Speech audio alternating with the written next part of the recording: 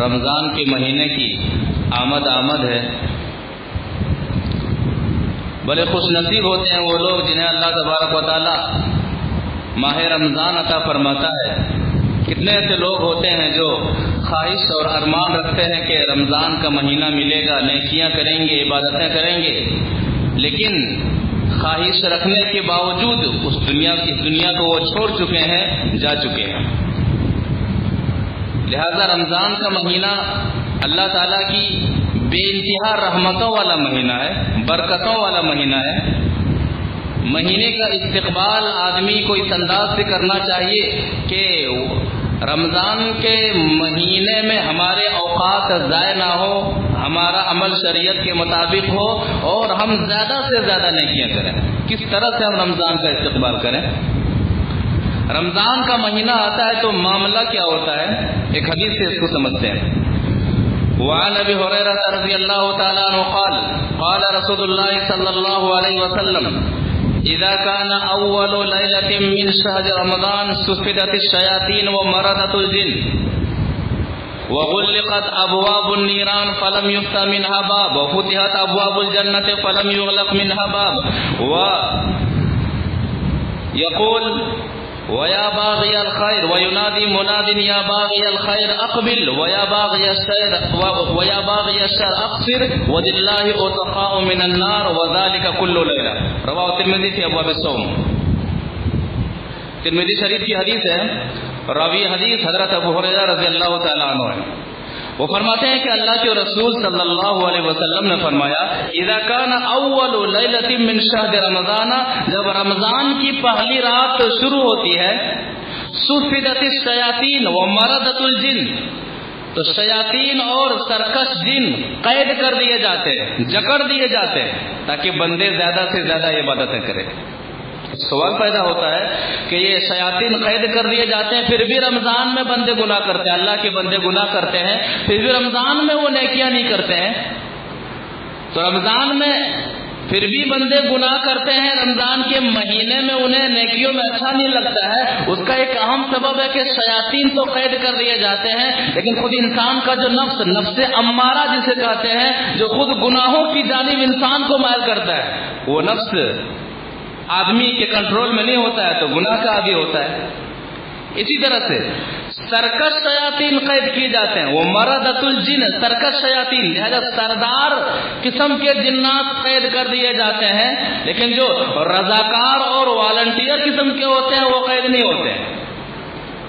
شارح حدیث نے ایک اور طرح کی ہے کہ چونکہ آدمی 11 مہینے شیطان کے لپیٹ میں ہوتا ہے، ان کے بہکاوے میں ہوتا ہے، تو 12ویں مہینے میں شیاطین قید کر دیے جانے کے بعد 11 مہینے چونکہ وہ رب کو ناراض کرتے ہوئے اور شیطان کو خوش کرتے ہوئے زندگی گزارتا ہے، تو 12ویں مہینے میں بھی ان کا اثر وہ رمضان میں نظر آتا ہے اور شیطان کے بہکاوے کا اثر 12ویں مہینے میں نظر آتا ہے۔ وَيُنَادِي مُنَادٍ، ایک اعلان کرنے والا اعلان کرتا ہے، وَيَا بَاغِيَ الْخَيْرِ اقبل، اے نیکی چاہنے والے، اے بھلائی چاہنے والے، اے جنت کا شوق رکھنے والے، اے جہنم سے بچنے والے، اے اللہ تبارک و تعالیٰ کو راضی کرنے والے، اقبل، رمضان کے مہینے میں داخل ہو گئے ہیں، آگے بڑھیے، آگے بڑھیے، نیکیوں کے لیے خود کو خاص کر دیجئے، وقت کو ضائع مت کیجئے، وقت کو برباد مت کیجئے۔ وَيَا بَاغِيَ الشَّرِّ اقصر، اے برائیاں کرنے والے، اے اللہ کو ناراض کر کے زندگی گزارنے والے، اے منمانی زندگی گزارنے والے، اے خواہش نفس کی پیروی کرتے ہوئے زندگی گزارنے والے، اے دنیا میں مست ہو کر کے زندگی گزارنے والے، وَيَا بَاغِيَ الشَّرِّ، اے شر کو چاہنے والے، اے شر کو پھیلانے والے، اقصر، رمضان کا مہینہ آ گیا ہے، برائی کرنا چھوڑ دے، اپنی اصلاح کر، جنت میں جانے کی فکر کر اور نیکیاں کر اور برائیاں کرنا چھوڑ دے۔ وَلِلَّهِ أُتْقَاءُ مِنَ النَّارِ، ہر رات اللہ تبارک و تعالی گردنوں کو جہنم سے آزاد فرماتا ہے۔ وَذَلِكَ فِي كُلِّ لَيْلَةٍ، ہر رات یہ معاملہ ہوتا ہے کہ اللہ تبارک و تعالی رمضان میں کئی ایسے لوگوں کو جو جہنمی رمضان سے پالے ہوتے ہیں، ان کی نیکیوں کی وجہ سے، ان کے اثر کی وجہ سے، اللہ تبارک و تعالی کی جانب رغبت کرنے کی وجہ سے اللہ تبارک و تعالی انہیں جنتی لوگوں میں شامل فرما دیتا ہے، شمار کر دیتا ہے۔ اسی طرح سے رمضان کا مہینہ آ رہا ہے. یہ رمضان کا مہینہ روحوں کی تربیت کا مہینہ ہے. گناہ کی وجہ سے آدمی کی روح پژمردگی کا شکار ہو جاتی ہے, آدمی کا احساس مر جاتا ہے.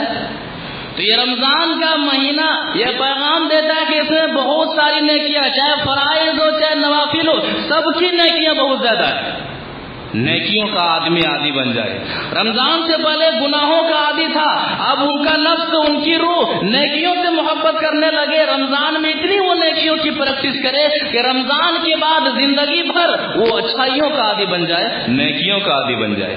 ایک حدیث سے اس کو سمجھتے ہیں.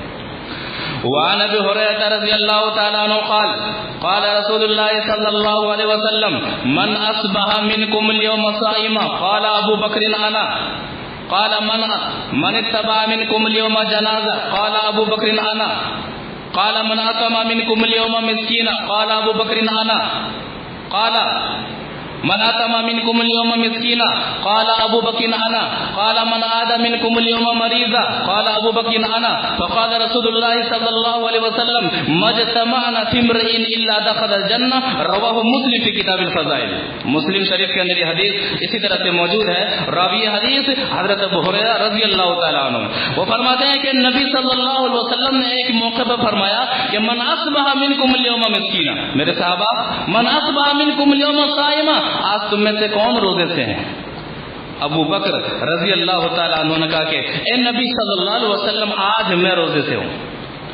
پھر نبی صلی اللہ علیہ وسلم کا سوال, من تبع منکم اليوم جنازہ, آج جنازہ کس نے پڑھا ہے؟ قال ابو بکر انا, ابو بکر رضی اللہ تعالیٰ عنہ فرماتے ہیں کہ میں نے جنازہ پڑھا. پھر تیسرا سوال اللہ کے رسول صلی اللہ علیہ وسلم نے کیا, من اطعم منکم اليوم مسکینا, آج مسکین کو کھانا کس نے کھلایا؟ قال ابو بکر انا, ابو بکر رضی اللہ تعالیٰ عنہ تیسرا جواب بھی دیتے ہیں کہ اے نبی صلی اللہ علیہ وسلم آج میں نے مسکین کو کھانا بھی کھلایا. پھر فرمایا من عاد منکم اليوم مریضا, چوتھا سوال, آج تم میں سے کس نے مریض کی عیادت کی, مریض کا حال چال پوچھا؟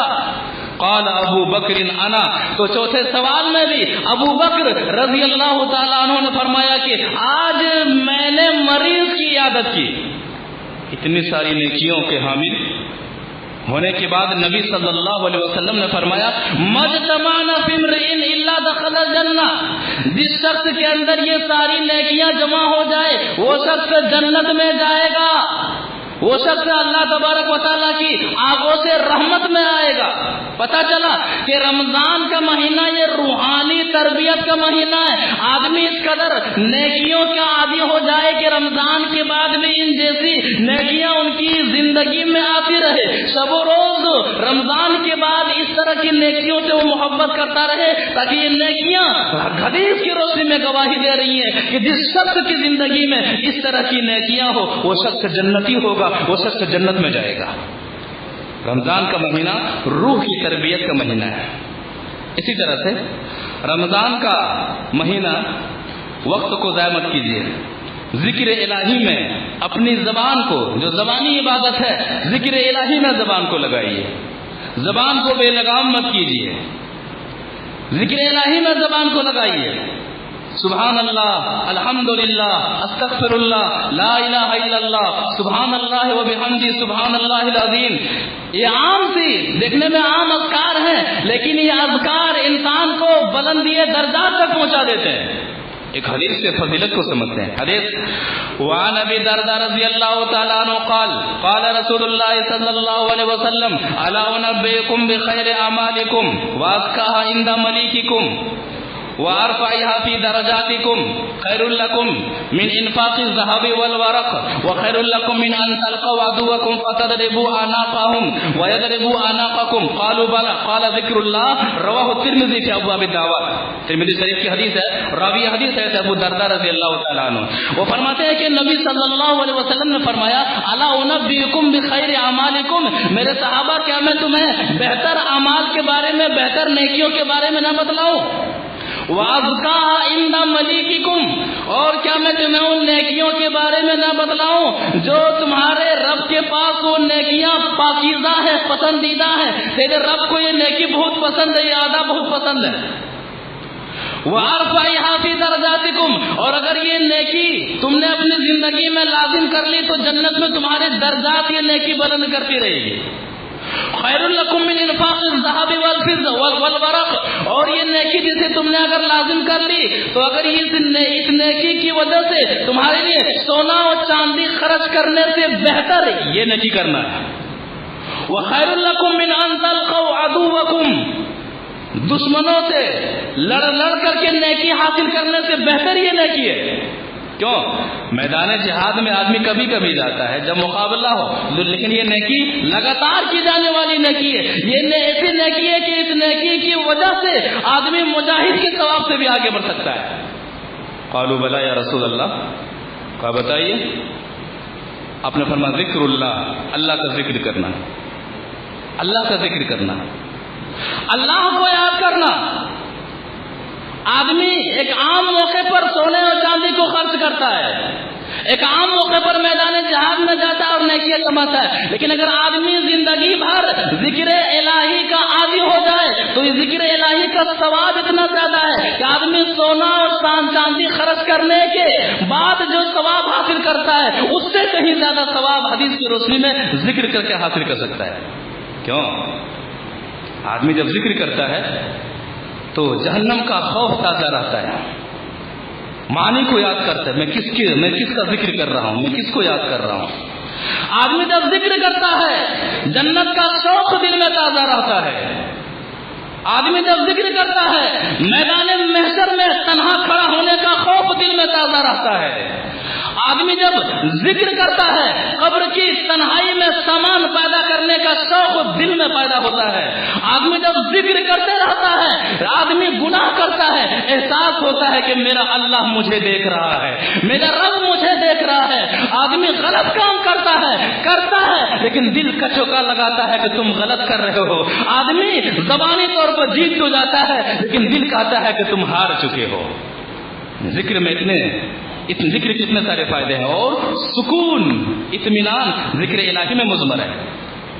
اللہ تبارک و تعالیٰ سورہ رعد آیت نمبر 28 میں فرماتا ہے الذین آمنوا وتطمئن قلوبهم بذکر اللہ، وہ لوگ جو ایمان لائے اور ان کے دل اللہ کے ذکر سے مطمئن ہوتے ہیں، اللہ کی یاد سے اطمینان حاصل کرتے ہیں۔ کیا مطلب؟ وہ لوگ جو ایمان لائے وہ سکون مال میں نہیں تلاشتے ہیں، اولاد میں نہیں تلاشتے ہیں، دنیاوی جاہ و منصب میں نہیں تلاش کرتے ہیں، وہ سکون دنیا کے مال میں، دنیا کی ترقی میں تلاش نہیں کرتے ہیں۔ الذین آمنوا وتطمئن قلوبهم بذکر اللہ، وہ لوگ جو ایمان لائے ان کے دل اللہ کے ذکر سے اطمینان حاصل کرتے ہیں۔ قرآن کہتا ہے الا بذکر اللہ تطمئن القلوب، اے سکون کو مال میں تلاش کرنے والے، دنیا میں تلاش کرنے والے، یہاں وہاں تلاش کرنے والے، غلط چیزوں میں پڑھ کر کے سکون تلاش کرنے والے، الا بذکر اللہ تطمئن القلوب، دلوں کو سکون اللہ کو یاد کرنے سے ملتا ہے۔ عادی بنائیے، رمضان کا مہینہ ہے، عادی بنائیے کہ میری زبان سے نکلے تو خیر نکلے، میری زبان سے الفاظ نکلے تو اللہ کو راضی کرنے والے الفاظ نکلے۔ دیکھنے میں چھوٹی چھوٹی نیکیاں ہیں لیکن انسان کے درجات کو بلند کر دیتی ہیں یہ نیکیاں۔ اسی طرح سے رمضان کا مہینہ آ رہا ہے، استقبال کیسے کریں؟ عملی کوتاہیوں کا ازالہ کیجیے، عملی کوتاہیوں کا، عملی خرابیوں کا ازالہ کیجیے۔ میں جھوٹ کا عادی ہوں، توبہ کیجیے۔ میں غیبت کرتا ہوں، میں چغلی کرتا ہوں، میں غلط کام کرتا ہوں، میں شرابی ہوں، کوئی جوا کر رہا ہے، کوئی حرام کی کمائی کر رہا ہے۔ عملی کوتاہیوں کو ازالہ کرنے کا یہ مہینہ ہے۔ ایک حدیث سے اس کو سمجھتے ہیں۔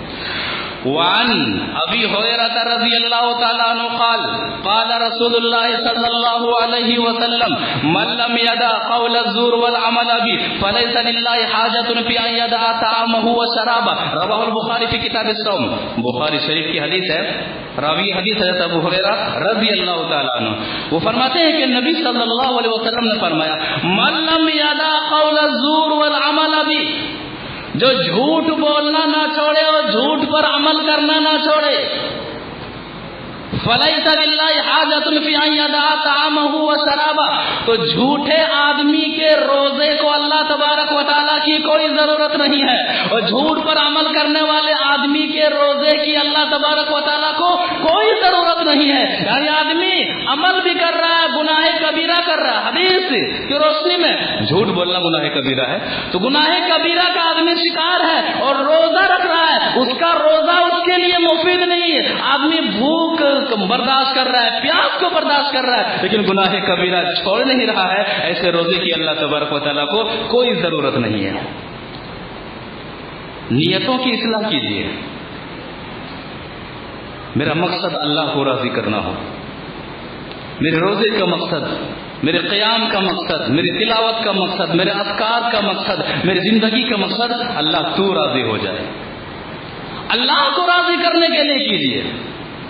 اللہ تبارک و تعالیٰ سورہ ہود آیت نمبر 15 اور 16 میں فرماتا ہے، من کان یرید الحیات الدنیا وزینتها نوفی الیہم اعمالہم فیہا وہم فیہا لا یبخسون، جو دنیاوی زندگی کو چاہتا ہے، جو نیکیاں کر کے بھی دنیا میں ریا چاہتا ہے، شہرت چاہتا ہے، نمو چاہتا ہے، وزینتہا دنیا کی زینت کو چاہتا ہے، نوفی الیہم اعمالہم فیہا وہم فیہا لا یبخسون، تو دو دنیا چاہنے والے کو تو ہم دنیا دے دیں گے، دنیا میں کمی نہیں کریں گے۔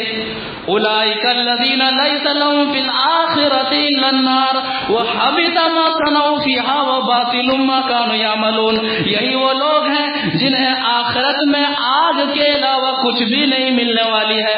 آدمی نماز پڑھ رہا ہے، نیت میں کھوٹ ہے، روزہ رکھ رہا ہے، نیت میں کھوٹ ہے، حج کر رہا ہے، نیت میں کھوٹ ہے، شریعت کے مطابق عمل کیا ہے، نیت میں کھوٹ ہے۔ نیت میں کھوٹ ہونے کی وجہ سے صحیح طریقے سے نیکیاں کرنے کے باوجود بھی اللہ تبارک و تعالیٰ انہیں آگ میں داخل کرے گا۔ نیتوں کی اصلاح کیجیے، نیتوں کی اصلاح کیجیے، اللہ کے لیے میرا عمل ہو، اللہ کے لیے میرا عمل ہو۔ اسی طرح سے وقت کی پابندی کیجیے، وقت کا خیال کیجیے، وقت ضائع نہ ہو، وقت برباد نہ ہو۔ اللہ کے بندے، خاص کر کے جو نوجوان طبقہ کے لوگ یہاں موجود ہیں، موبائل میں اپنا وقت ضائع مت کیجیے، فیس بک میں اپنا وقت ضائع مت کیجیے، یوٹیوب کے چکر میں اپنا وقت ضائع مت کیجیے۔ کتنے ایسے لوگ ہیں جو جب تک ٹی وی دیکھتے نہیں ہیں انہیں نیند نہیں آتی، انہیں چین نہیں آتا ہے۔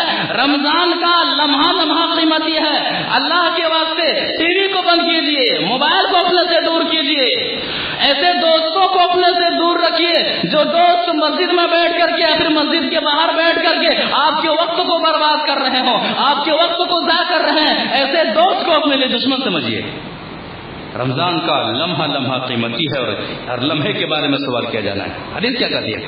وعن ابن عباس رضی اللہ تعالی عنہما قال قال رسول اللہ صلی اللہ علیہ وسلم نعمتان مغبون فیہما کثیر من الناس الصحۃ والفراغ، رواہ البخاری فی کتاب الرقاق، بخاری شریف کی حدیث ہے، راوی حدیث حضرت عبداللہ بن عباس رضی اللہ تعالی عنہما، وہ فرماتے ہیں کہ نبی صلی اللہ علیہ وسلم نے فرمایا نعمتان مغبون فیہما کثیر من الناس، دو نعمتیں ایسی ہوتی ہیں، دو نعمتیں رب کی دی ہوئی ایسی ہوتی ہیں جن میں سے اکثر لوگ غبن کے شکار ہوتے ہیں، لاپرواہی کے شکار ہوتے ہیں، ان دو نعمتوں کو ضائع کر دیتے ہیں، اور جب یہ دو نعمتیں ضائع ہو جاتی ہیں تو افسوس ہوتا ہے، کاش وہ دولت لوٹ آتی، کاش وہ نعمت لوٹ آتی۔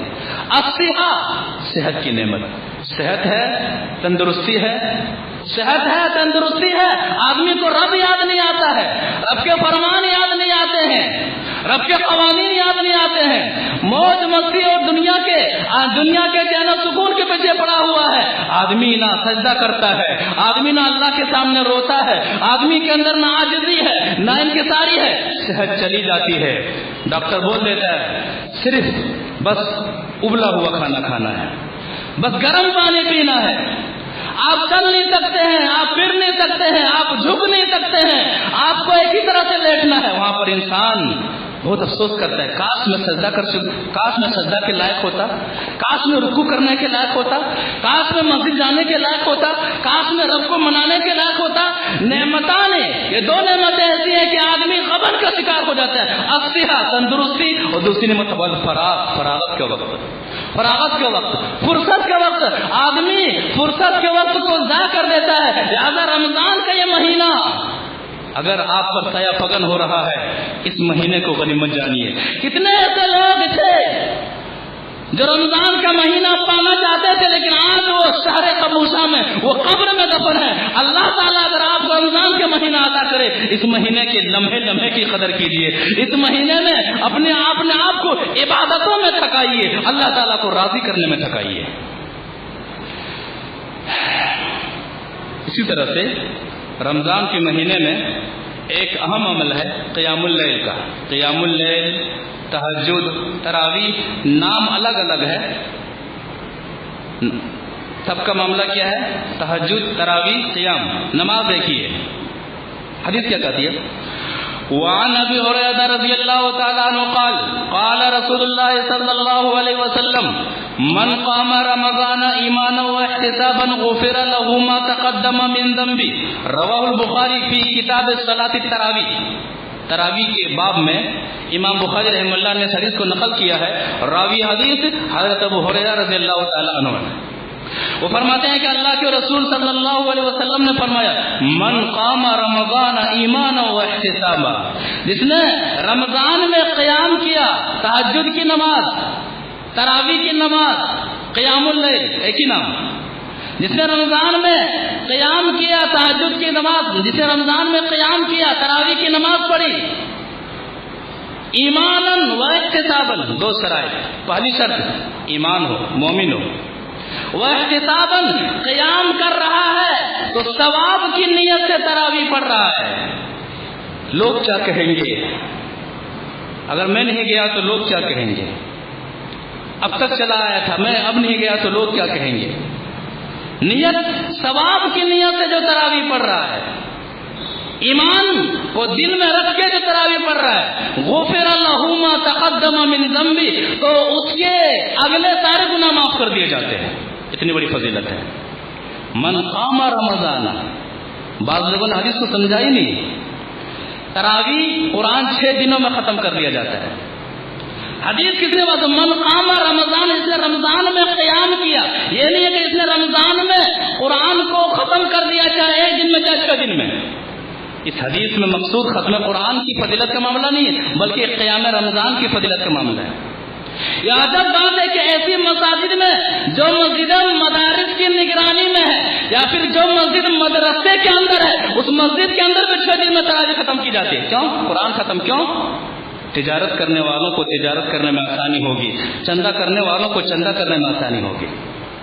یہ مہینہ اللہ سے تجارت کرنے کا مہینہ ہے، یہ مہینہ اللہ سے بزنس کرنے کا مہینہ ہے، یہ مہینہ اللہ سے جنت خریدنے کا مہینہ ہے، یہ مہینہ دنیاوی مشغولیات سے فارغ ہوگا کہ دین میں منہمک ہو جانے والا مہینہ ہے۔ افسوس کی بات ہے کہ مسجدوں میں اور ایسی مسجدیں جو کہ مدرسے کی نگرانی میں ہیں، 4 دن میں 6 دن میں اور سبھی میں مار کر کے قرآن کو ختم کر دیا جاتا ہے، اور مکمل رمضان مہینے وہ مسجدیں بے آباد ہوتی ہیں، ویران پڑی ہوئی رہتی ہیں۔ غلط ہے، یہ معاملہ ہی نہیں ہے۔ من قام رمضان، یہ فضیلت ہے، جس نے رمضان بھر قیام کیا، روزانہ جس نے رمضان بھر قیام کیا، اس کے پچھلے اس کے اگلے سارے گناہ معاف ہو جاتے ہیں۔ اور ایک شبہ کہ ختم قرآن سنت نہیں ہے، تو میرا سوال ہے کہ سنت کیا ہے؟ سوال کہ ختم قرآن سنت نہیں تو سنت کیا ہے؟ یاد رکھیے گا کہ قیام اللیل، تہجد، تراویح میں لمبا قیام اور لمبی قرات سنت ہے۔ لمبا قیام اور لمبی قرات سنت ہے۔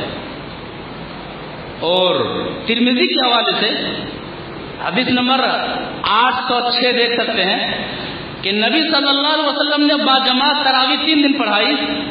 پہلے دن آپ نے رات کے ایک حصے میں، ایک تہائی حصے میں تراویح، مکمل تراویح پڑھا، یعنی رات کو اگر 3 حصوں میں کیجئے تو ایک حصہ نبی صلی اللہ علیہ وسلم نے تراویح کی نماز پڑھائی، صحابہ کرام پیچھے پڑھے۔ دوسرے دن نبی صلی اللہ علیہ وسلم نے آدھی رات تک تراویح کی نماز پڑھائی، اور تیسرے دن نبی صلی اللہ علیہ وسلم نے مکمل رات تراویح کی نماز پڑھائی، یہاں تک کہ صحابہ کرام کو ڈر ہونے لگا کہ سحری کا وقت ہم سے فوت نہ ہو جائے۔ اور مسند اور موطا امام مالک کی حدیث کو سامنے رکھیں، وہ حدیث پڑھ دیتے ہیں۔ وعن السائب بن یزید انه قال امر عمر بن الخطاب ابی بن کعب وتمیم الداری ان يقوم ب11 ركعة قال وقد كان القارئ يقرأ بالمئين قد كنا نعتمد على العصي من طول القيام وما كنا ننصرف الا في بزوغ الفجر رواه مالک فی الموطا۔ امام مالک رحمہ اللہ نے اپنی کتاب موطا کے اندر اس حدیث کو نقل کیا ہے۔ راوی حدیث ہے سائب بن یزید ہے، وہ کہتے ہیں کہ عمر بن خطاب رضی اللہ تعالی عنہ نے ابی بن کعب رضی اللہ تعالی عنہ اور تمیم الداری رضی اللہ تعالی عنہ کو حکم دیا ان یقوم ب11 رکعۃ، کہ وہ لوگوں کو 11 رکعت نماز پڑھائے، 8 اور 3 11 رکعت نماز پڑھائے۔ نماز کی حالت کیا تھی؟ تراویح میں قیام کی حالت کیا تھی؟ بیان کرتے ہیں کہ وقد کان القاری یقرأ بالمئین، قاری 100 آیتوں کو پڑھا کرتا تھا ایک رکعت میں۔ قد كنا نعتمد على العصي من طول القيام، صحابی کہتے ہیں کہ ہم لوگ لمبا قیام کرنے کی وجہ سے لاٹھی کا سہارا لیتے تھے۔ وما كنا ننصرف الا في بزوغ الفجر، اور جب ہم لوٹ کر کے گھر جاتے تھے بالکل فجر کا وقت ہو چکا ہوتا ہے۔ تو ختم قرآن اگر سنت نہیں ہے تو سنت کیا ہے؟ دونوں حدیث کو سامنے رکھیں کہ نبی صلی اللہ علیہ وسلم کا 1/3 رات تک، یہ قرآن کی تلاوت کا معاملہ نہیں ہے، تراویح میں قرآن کی تلاوت کا معاملہ، پڑھانے کا معاملہ ہے۔ 1/3 رات تک، آدھی رات تک، مکمل رات تک تراویح کی نماز پڑھانا، یہ اس بات پر دال ہے کہ اگر اس دونوں حدیثوں کو سامنے رکھا جائے تو ایک بار کیا، اگر 2 بار بھی رمضان میں تراویح میں قرآن ختم کر دیا جائے پھر بھی کوئی حرج کی بات نہیں ہوگی۔ ان دونوں حدیثوں کو سامنے رکھیں تو لمبا قیام، لہذا لمبا قیام اور لمبی قرات یہ تہجد نبی صلی اللہ علیہ وسلم سے سنت ہے، لہذا کسی وجہ سے یا پھر اگر یہ الگ بات ہے، قیام اللیل فرض نہیں سنت ہے، جو نہیں پڑھ رہے ہیں یقیناً وہ عظیم ثواب سے محروم ہوں گے، سنت ہے، لیکن اس کو پڑھنے کے لیے بالکل مختصر صورت اور تراویح کروا دینا اور 4 میں 10 منٹ 15 منٹ میں ختم کروا دینا، یہ حدیث کے ساتھ کھلواڑ ہے، یہ سنت کے ساتھ مذاق کرنا ہے، یہ سنت کے ساتھ مذاق کرنا ہے۔ تو حدیثیں واضح کر رہی ہیں کہ قیام اللیل تہجد تراویح کی میں جو سنت ہے کہ لمبا قیام ہو اور لمبی قرات ہو، اور سنت ہے، فرض نہیں ہے، جو پڑھتے ہیں یقیناً بہت ہی بڑے ثواب کے وہ حامل ہیں۔ اور یہاں تک کہ جو شخص حدیث کی روشنی میں، حدیث نمبر 806 کی روشنی میں جو امام کے پیچھے تراویح پڑھ لیا گویا کو اسے مکمل رات نماز پڑھنے کا ثواب ملے گا، یہ فضیلت ہے۔ تو رمضان کا استقبال ہم کیسے کریں؟ اس طرح کی حدیثیں واضح ہیں۔ اسی طرح سے قرآن سے اپنا رشتہ گہرا کیجیے، پڑھیے، پڑھ نہیں سکتے ہیں سنیے، سننا بھی ثواب ہے، الگ سے قرآن کو سننے کے لیے آپ وقت دیجیے۔ یہ قرآن سفارش کرے گا اور یہ روزہ بھی سفارش کرے گا۔ قرآن کہے گا مجھے پڑھنے کے لیے رات میں یہ جاگا کرتا تھا، پتہ چلا کہ رات میں جو دوسری مصروفیات میں جاگیں گے قیامت کے روز ان کا نقصان ہونے والا ہے۔ قرآن کے لیے رات میں جاگیے، قیام اللیل کے لیے رات میں جاگیے، یہ بہت بڑی فضیلت ہے۔ حدیث وعن عبد الله بن عمرو بن العاص رضي الله تعالى عنهما قال قال رسول الله صلى الله عليه وسلم الصيام والقرآن يشفعان للعبد يوم القيامة فيقول الصيام أي ربي منعته الطعام والشهوة فشفعني فيه، ويقول القرآن أي ربي منعته النوم بالليل فشفعني فيه، قال فيشفعان رواه أحمد في مسند احمد کی حدیث ہے۔ راوی حدیث حضرت عبداللہ بن عمرو بن عاص رضی اللہ تعالی عنہما، وہ فرماتے ہیں کہ نبی صلی اللہ علیہ وسلم نے فرمایا الصیام والقرآن یشفعان للعبد یوم القیامہ، قیامت کے دن روزہ سفارش کرے گا، اللہ اکبر،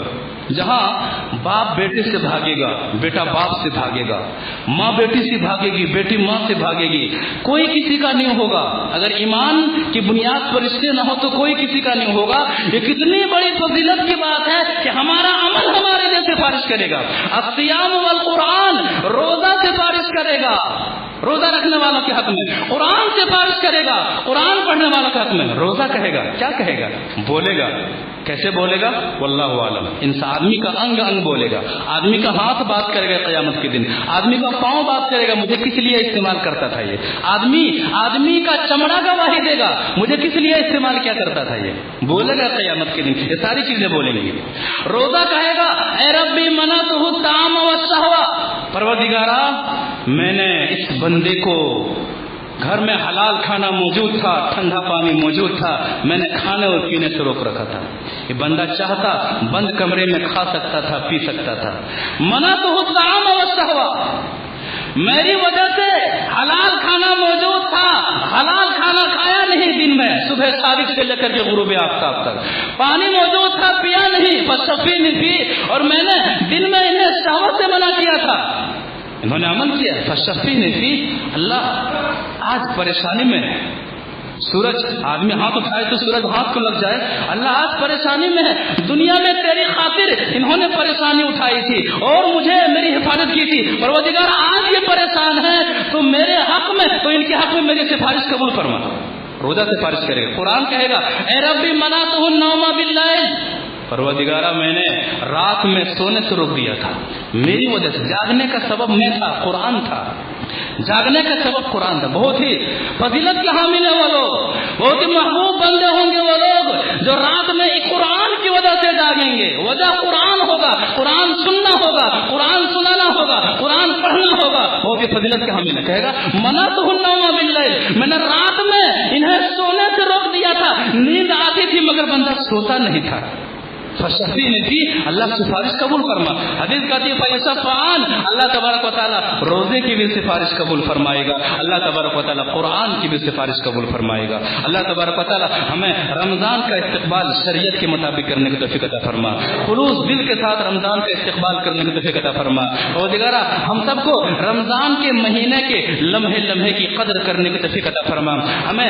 زبانی عبادت زیادہ سے زیادہ کرنے کی توفیق عطا فرما، بدنی عبادت زیادہ سے زیادہ کرنے کی توفیق عطا فرما، مالی عبادت زیادہ سے زیادہ کرنے کی توفیق عطا فرما۔ پروردگارہ رمضان کے مہینوں میں ہمیں اپنی غلطیوں کی اصلاح کرنے کی توفیق عطا فرما۔ پروردگارہ رمضان کے مہینوں میں، رمضان کا مہینہ آنے والا ہے، یہ مہینہ پروردگارہ ہم سب کو تو عطا فرما، اور اس مہینے کی وجہ سے ہم سب کی گردنوں کو تو جہنم سے آزاد فرما اور جنت میں جانے کے قابل بنا دے، آمین۔ پروردگارہ ہم میں سے جو بیمار ہیں انہیں شفا عطا فرما۔ جناب مقصود عالم صاحب دکن ٹولہ کے ہیں، ان کی طبیعت ناساز ہے، دعا کے لیے درخواست کی گئی، اللہ تعالیٰ انہیں شفائے کاملہ عاجلہ عطا فرما۔ اسی طرح سے رمضان کا مہینہ